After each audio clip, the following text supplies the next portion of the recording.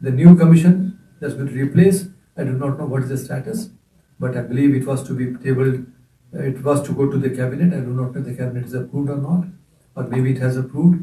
But there are a lot of good things in the new commission. A lot of good things, which perhaps needs to be articulated and further polished.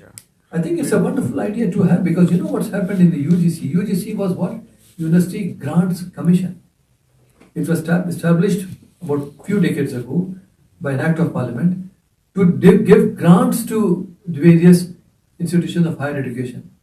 Over the years rather, it acquired to itself the power to regulate. Now this, in my opinion, is conflict of interest.